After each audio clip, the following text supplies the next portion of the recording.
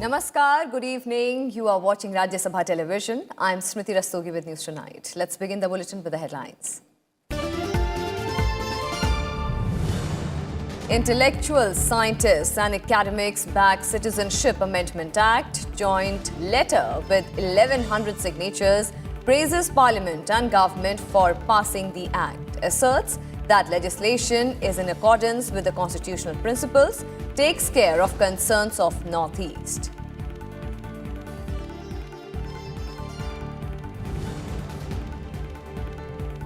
Prime Minister Narendra Modi chairs cabinet meet, reviews functioning of union government in the last 6 months.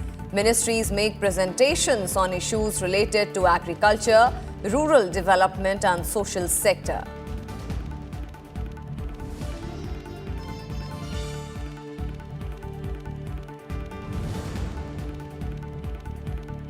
Maharashtra government waives crop loans up to 2 lakh rupees. Chief Minister Uddhav Thackeray announces decision on the last day of the winter session of the Assembly. Special scheme for farmers who pay loans on time. BJP demands full farm loan waiver.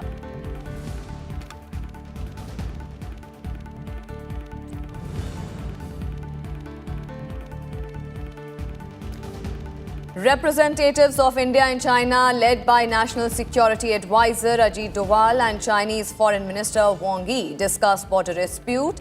Both sides decide to strengthen bilateral partnership, respect each other's concerns on border.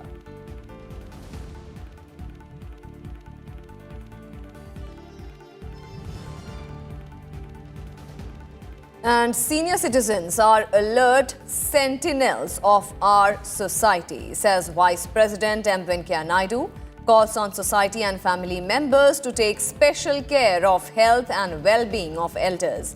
Vice President releases book Health and Well-being in Late Life, Perspectives and Narratives from India on the occasion.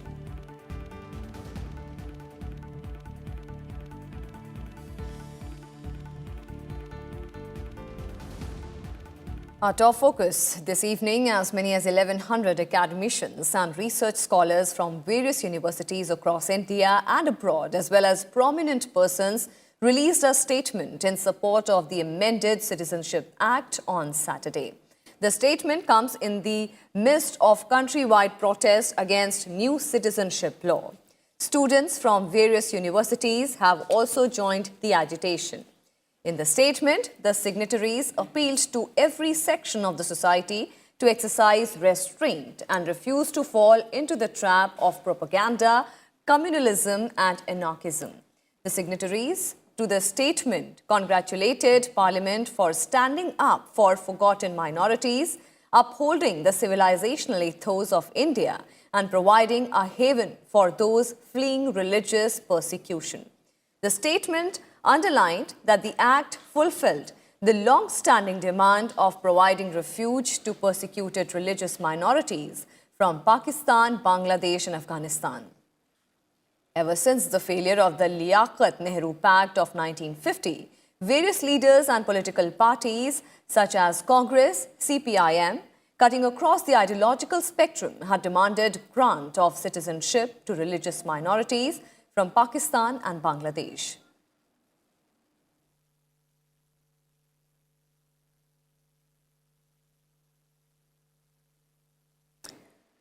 Meanwhile, the Bharatiya Janata Party is organizing a public awareness campaign about the Citizenship Amendment Act for the next 10 days across the country. Senior BJP leader Bhupendra Yadav said that under this campaign, BJP leaders will reach out to the public and inform them about the Citizenship Amendment Act by a door-to-door campaign.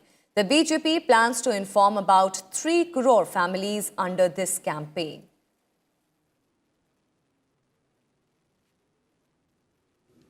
जो भ्रम और झूठ की राजनीति की जा रही है, कांग्रेस के द्वारा जो लगातार देश की जनता के सामने झूठ बोला जा रहा है, इसका जवाब देंगे। और आज हमारी पार्टी ने तय किया है कि आने वाले 10 दिनों में एक विशेष संपर्क अभियान चलाकर हम घर घर जाकर सिटीजनशिप अमेंडमेंट एक्ट के लिए 3 करोड़ से ज्यादा परिवारों से संपर्क करेंगे।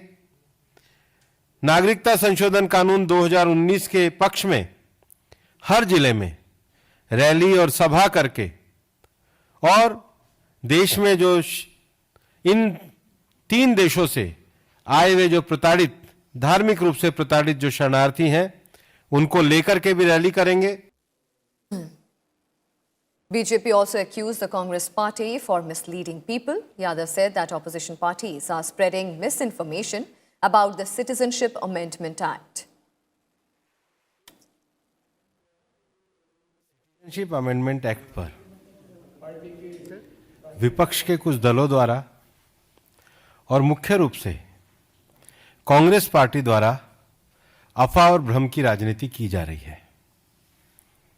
और मैं कांग्रेस के नेताओं से प्रश्न पूछना चाहता हूं, क्या भारत के एक राजनीतिक दल जिसके पूर्व प्रधानमंत्री श्री मनमोहन सिंह ने 2003 में बांग्लादेश के अल्पसंख्यकों को नागरिकता देने की बात करी थी, क्या वो देश में भ्रम फैलाएगी या अपने नेता से clarification पूछेगी?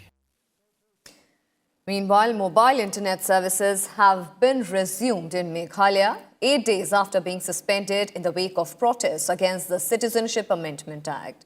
The ban on the use of mobile internet and messaging services was lifted on Friday evening after improvement in the law and order situation in the region.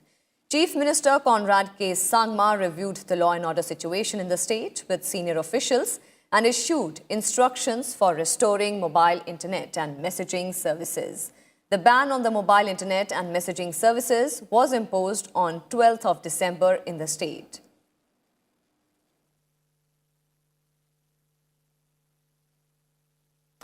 And Prime Minister Narendra Modi on Saturday held a meeting with his Council of Ministers on Saturday. In the meeting, ministers made presentations on various matters and social measures taken by the ministers. The ministries are in groups of 8 to 10 as they represent their case. Prime Minister Narendra Modi reviewed the progress of work done by each ministry in the last 6 months. The agriculture and rural development issues figured at the deliberations, and the performance of Modi 2.0 in the last 6 months after the BJP returned to power was reviewed. Prime Minister also expressed grief over the violence on Citizenship Amendment Act. Usually, the Council of Ministers meets after the cabinet meeting every month, but this time the meeting is being held independently. The regular weekly cabinet meeting will be held on December 24th. In the past few weeks, the Prime Minister has reviewed progress made by various ministries in implementing the government's policies during cabinet meetings.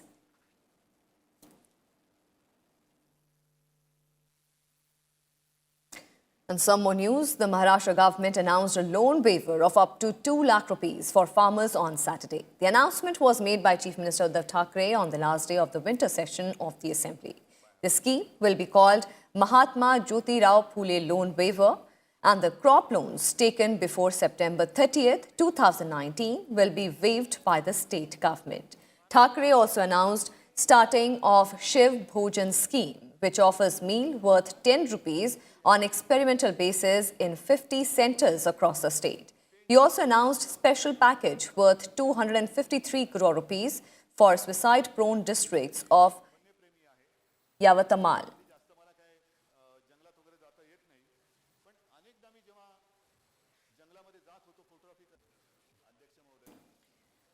And results for the elections to the 81-member Jharkhand State Assembly will be announced on December 23rd. Counting will begin from 8 in the morning on Monday with postal ballots, after which EVMs will be counted. After the counting, VVPAT slips of 5 booths in each assembly seat will be matched with the EVMs. Fates of incumbent Chief Minister from BJP, Raghubar Das, Jharkhand Mukti Morcha's Hemant Soren will be announced on Monday.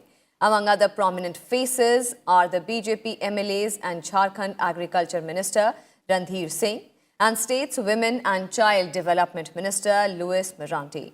Former Deputy Chief Minister and sitting JMM MLA Stephen Mirandi and JDU's Jharkhand Unit Chief and ex-MP Salkhan Murmu are also in the fray. In the fifth and final phase of polling in Jharkhand, 70.83% turnout was recorded. Rajya Sabha television will bring you special coverage of the election results for the Jharkhand Assembly. You can also watch all the updates on Monday, 23rd December from 8 a.m. onwards on Rajya Sabha TV. Not just result and trends, we will also bring you analysis of the emerging scenarios by political experts.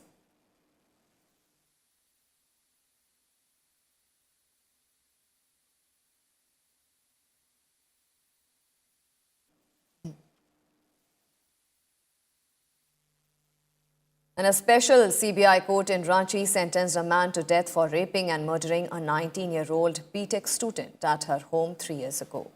Rahul Raj, a resident of Bihar's Nalanda district, was found guilty of raping a student and killing her at her home in Ranchi. The court also slapped a fine of 20,000 rupees on the convict.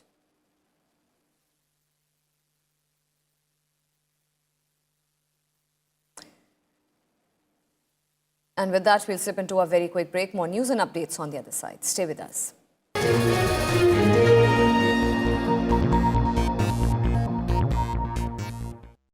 Watch The Big Picture with me, Frank Rausen Pereira, at 9:30 p.m.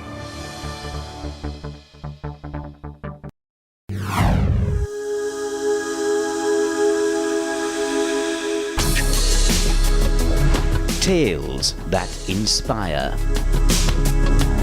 Stories of social change. A salute to diversity. Promoting public discourse. Events that motivate. Inspiring the innovative spirit. Watch Rajya Sabha television documentaries.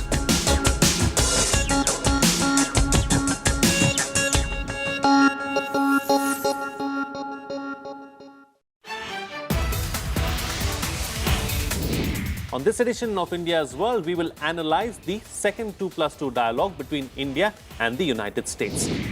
The United States has supported India's membership of the NSG and also said that it favors a permanent role for India in a reformed Security Council. That we are now 95% of the way to a final agreement to get trade off the table and allow us to move forward in other areas which the 2+2 covers. Chinese have always been thinking of the South China Sea as being China's Sea or the East China Sea. I mean, they want to lay claim to the whole thing, and that is not going to be permitted. They have been very active there. They have actually set up a no-flying zone over there. And they've been tailing American aircraft, American ships. They have tailed Australian ships.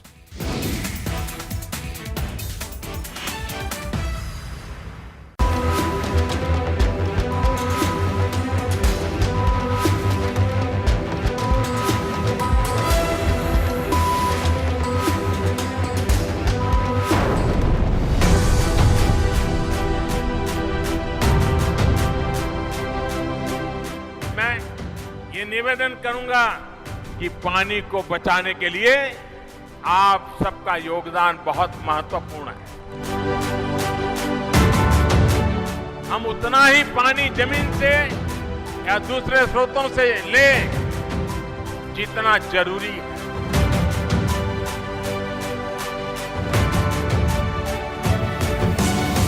ये जागरूकता लाना अपने बच्चों के लिए, अपने नाती पोतों का बेहतर जीवन के लिए बहुत जरूरी है।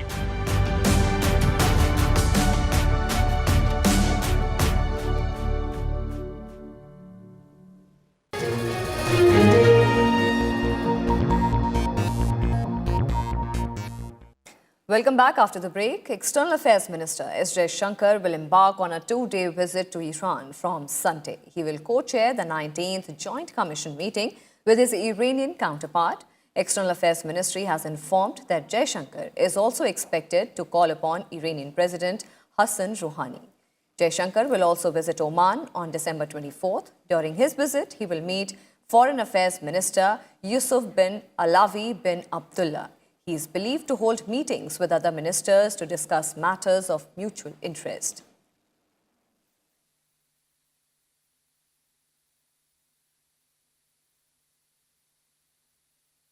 And India and China on Saturday agreed that it is important to maintain peace and tranquility in border areas during talks between National Security Advisor Ajit Doval and Chinese Foreign Minister Wang Yi.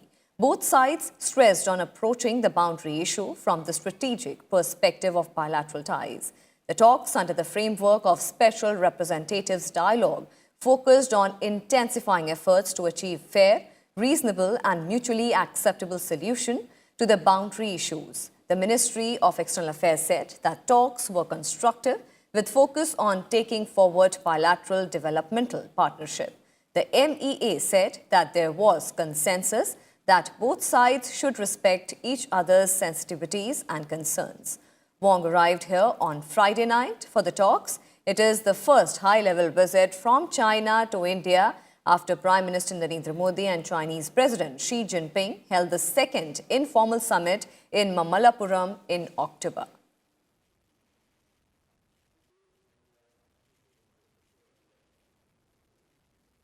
And Chinese Foreign Minister Wang Yi also met the Vice President M. Venkaiah Naidu in the meeting. Vice President congratulated him on the positive progress made in the 22nd meeting of Special Representatives of India and China.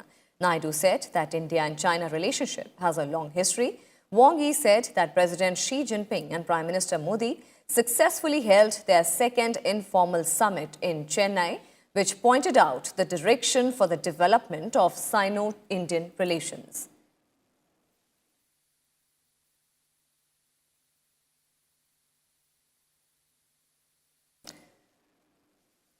Vice President M. Venkaiah Naidu on Saturday stressed the need to promote the family system, its values right from school days and teach children the need to respect elders.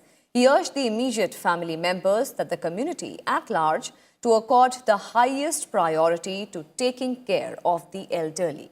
Naidu was addressing the book release event titled Health and Well-Being in Late Life, Perspectives and Narratives from India, written by Dr. Prasoon Chatterjee, a specialist in geriatric medicine at AIIMS. He expressed anguish over reports of abuse of elders or their abandonment and said that many elders were forced to stay in old age homes.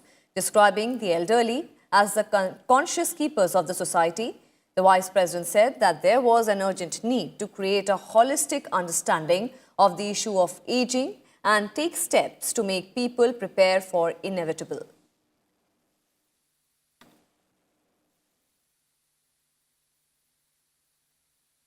Yet, we are seldom prepared for aging. Somehow, it is a topic that we all fear to talk about. Each elderly person is a living snapshot of everyone's tomorrow. Due to the aging process, the old people often feel depressed, lonely, and find it difficult to adjust to the changes taking place as a result of aging. I am also glad to know that the National Center for Aging at AIIMS, a state-of-the-art 200-bedded exclusive geriatric care center, will be functional by next year. The government is proactively working on lifestyle modification, non-communicable disease management, vision and hearing problems, management and accessible health care through Ayushman Bharat. And Vice President M. Venkaiah Naidu will present the 66th National Film Awards on 23rd December at a function in New Delhi. The function will witness film luminaries being awarded for their outstanding contribution to the growth and development of the Indian cinema. Amitabh Bachchan will be honoured with the prestigious 50th Dada Saheb Phalke Award. Gujarati movie Helaro will be awarded the Best Feature Film. Bollywood actors Ayushmann Khurrana and Vicky Kaushal have been selected for the Best Actor Award for their roles in Andhadhun and Uri. Kirti Suresh will get the Best Actress Award for her portrayal of yesteryear's star Savitri in Telugu film Mahanati. Film Badhai Ho has been selected for Best Popular Film, providing wholesome entertainment. Union Minister for Information and Broadcasting Prakash Javadekar and other senior dignitaries will be present on the occasion. The selections for the National Film Awards are made by an independent and impartial jury consisting of eminent filmmakers and film personalities.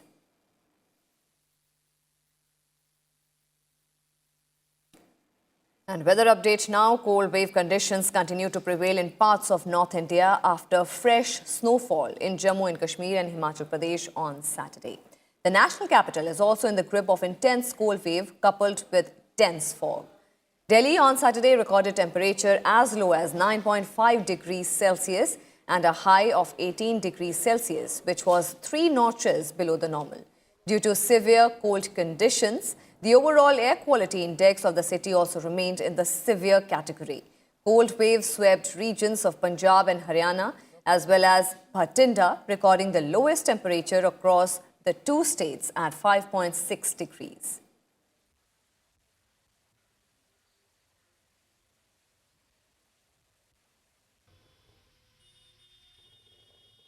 And now getting you some more climate news. Highest court in the Netherlands has upheld a ruling requiring the government to slash greenhouse gas emissions by 25% of 1990 levels by the end of 2020. By the end of 2018, emissions were down by 15% of 1990 levels. The Netherlands government plans for a 49% cut in greenhouse gas emissions by 2030 and phasing out coal-fired power generation starting in 2020. While there have been cuts in methane, nitrous oxide and other gases, levels of carbon dioxide emissions have hardly changed since 1990. While the EU targets for a cut of 20% of 1990 levels, the Supreme Court here said that government had a legal duty to protect the lives and well-being of citizens and should seek a bigger reduction.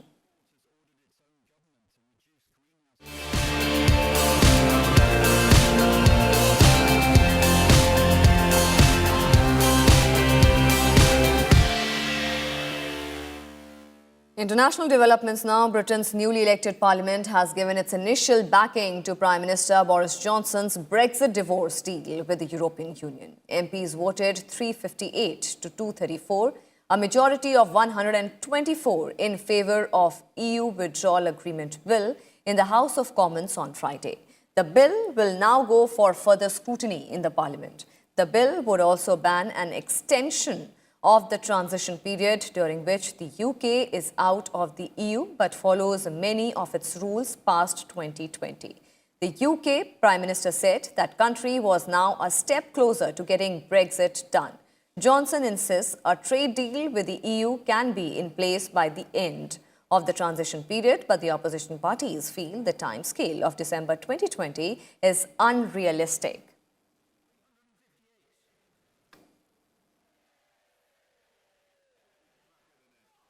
And that's all we have for you in this edition. Thank you for watching. Namaskar.